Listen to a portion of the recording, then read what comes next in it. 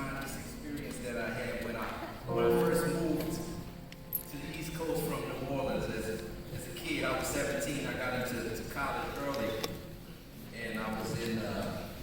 I didn't have a winter coat for the first 2 months. I remember that.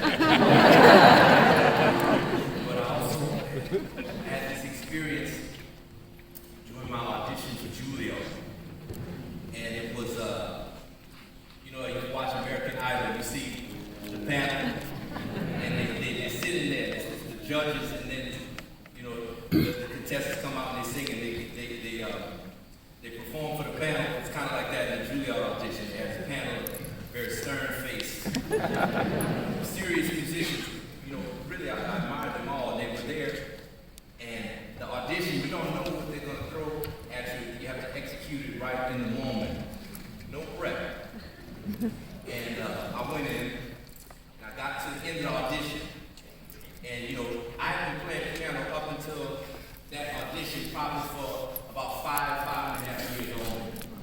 So I developed really quickly, but I was kind of a late bloomer, so there were things that I didn't quite have all the way there yet, including this I had a great ear, and I could read music, but sight reading, very complicated music, I couldn't just look at the paper and read it like that. So they put, the last thing they did, they put a big piece of music, super complex, right in front. And they were like, play that. And I looked at the page, and I had a decision to make. In this audition, I all the way traveled from New Orleans to New York, probably my second time in the city. And I'm looking at the paper, and I thought of the story, because I remember while I was playing, for some reason, this Count Basie Theater, the jazz music we played, one of Basie's pieces in that audition. But this piece, I didn't know it, and I looked at it and I thought, if I tell them I don't know it, that's a failure, so I can't do that. So what is the choice? So then I made a decision.